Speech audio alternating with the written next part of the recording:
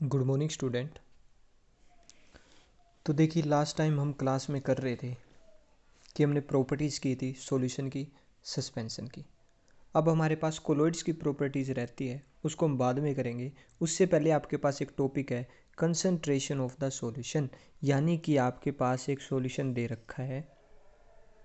अब सॉल्यूशन का मीनिंग आपको पता है, जिसके अंदर क्या हो, सोल्यूट प्लस सोलवेंट।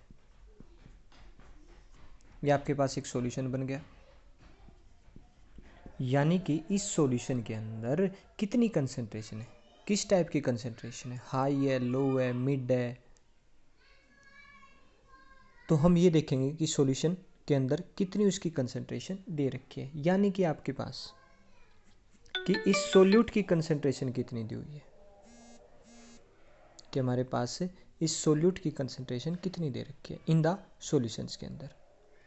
तो फर्स्टली आपके पास फॉर्मूला दे रखा है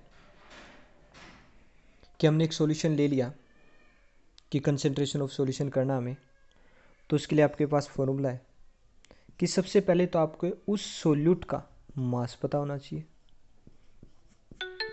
मास of the solute, mass of the solute क्या होगा, डिवाइडेड बाय जितना आपने सोल्यूट लिया है उसका मास कितना दे रखा है, नीचे होगा उसका मास of the solution.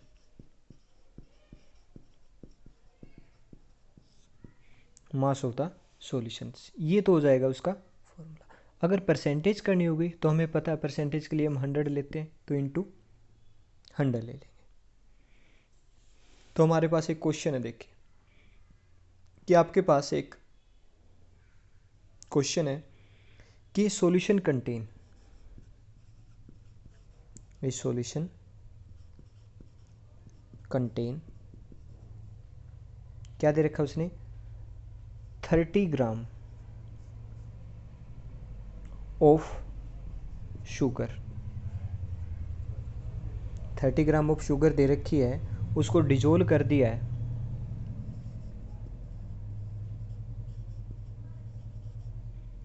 In 370 gram of water. ये सॉल्यूशन, आपके पास एक सॉल्यूशन है जो क्या कंटेन करता है, 30 ग्राम ऑफ शुगर कंटेन करता है and dissolve in the 370 gram of the water. ये चीज़ दे रखी है कि solution contain 30 gram of sugar dissolve, यानी कि 30 ग्राम ऑफ शुगर आपके पास क्या दे रखा है, मास दे रखा है किसका, सोल्यूट का, और उसको 30 ग्राम डिजोल्व कर दिया किसके अंदर, वाटर के अंदर, यानी कि डिजोल्व किया। अगर डिजोल्व किया है तो अगर हम सोल्यूट को डिजोल्व करते हैं, किसके अंदर डिजोल्व करते हैं, सॉल्वेंट के अंदर डिजोल्व करते हैं, तभी सॉल्यूशन बनेगा। तो हमारे पास वो सोल्यूट ही दे रखा है जिसको डिजोल्व कर दिया वाटर के अंदर, वाटर के आपके पास यहाँ पर एक सॉल्वेंट, और उसका मास कितना दे रखा है, 370 ग्राम। अब हमें यही फॉर्मूले के अंदर पुट करना है। मास ऑफ सोल्यूट आपको पता है कितना, आपके पास 30। अब सॉल्यूशन का मास नहीं पता है, तो सॉल्यूशन का मास के लिए क्या करते हैं आप, सोल्यूट प्लस सोलवेंट, वो कितना हो जाएगा, 30 plus 370 equal to 400 gram is the mass of solution. अब आप इसी को पुट करो फॉर्मूले के अंदर, ये दे रखा आपके पास मास ऑफ सोल्यूट कितना दे रखा बाबा आपके पास, 30 gram, divided by mass of the solution कितना दे रखा आपके पास, 400 ग्राम, इनटू 100%। तो क्या ये आपके पास percentage, 30/4 is equal to 7.5% is the percentage of a concentration in the solution, यानी कि percentage of the solute in the solutions. तो ये हो जाएगा आपके पास क्वेश्चन। देखिए एक और क्वेश्चन करते हैं। देखिए नेक्स्ट क्वेश्चन दे रखा है, क्या लिख रखा है, इफ़ अगर आप 110 gram of copper sulphate is present in 550 gram of solution, यानी कि आपके पास एक पूरा सॉल्यूशन दे रखा है जिसका मास कितना है 550 ग्राम, उसके अंदर हमने कितना डिजोल्व कर रखा है सोल्यूट, 110 ग्राम हमने उसके अंदर डिजोल्व किया हुआ है। कि if 110 gram of copper sulphate कि if 110 gram of copper sulphate is present in 550 gram in solution, कि 550 ग्राम सॉल्यूशन के अंदर 110 ग्राम कॉपर सल्फेट प्रेजेंट है, तो आपको इस कॉपर सल्फेट की परसेंटेज निकालनी होगी, कंसंट्रेशन कितनी होगी इसकी इस सॉल्यूशन के अंदर। तो आपके पास अब देखिए क्या दे रखा है,